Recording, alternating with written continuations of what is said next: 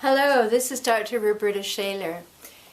I'm the Relationship Help Doctor, and I want to help you today with the problem of anger in your relationship.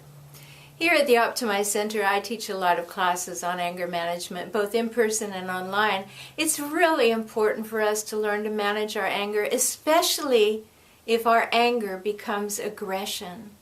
And that happens so frequently. You know, we're all looking for power in our lives. We all want to feel like we have some sense of making things happen, some sense of having things happen the way we want them to.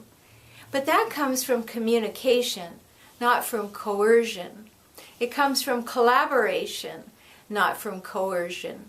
And yet, we think if we yell a little, we get a little bit upset, we let it all hang out, we vent and express our feelings, and maybe we escalate that a little bit, swear, scream, chase, hold, shame, blame, do a few things like that, we'll get our way. But that's not the way relationships work if they're going to last, and if you're going to get what you really want, to be seen and heard, and to have someone who's there and supportive and knows you better than anybody else in the world.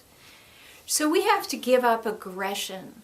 And that's a very important thing, because aggression kills relationships. Whether those relationships are at home or they're at work, aggression kills relationships. And most aggressors, people who are sent by the court sometimes to my classes, they don't feel great when they're being an aggressor, but they feel they have to do something. Well, what you have to do is take charge of yourself. Aggression is trying to take charge of somebody else, and it doesn't work.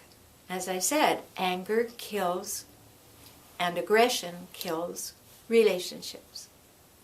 So it's very important to look at your behavior and ask, what is my frustration? What is my pain?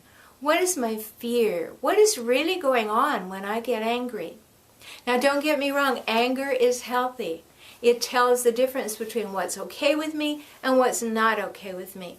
At that point, I feel angry. And I should be aware of that. Where do I feel it in my body?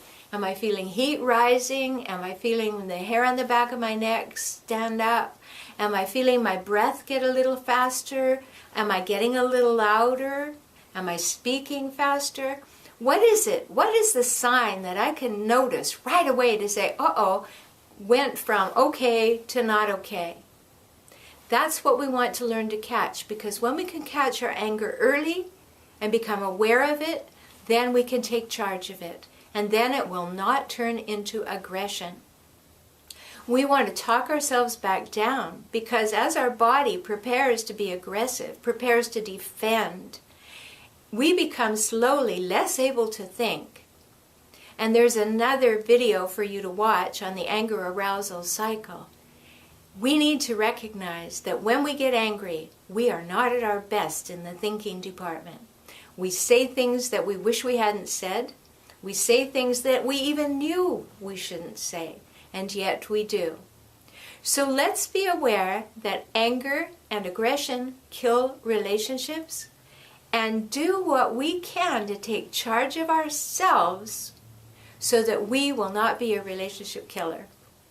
I know that sounds heavy, but I really want you to get the skills that you need in order to turn that anger into conversation that will move your relationship forward and actually, truly help you get what you want.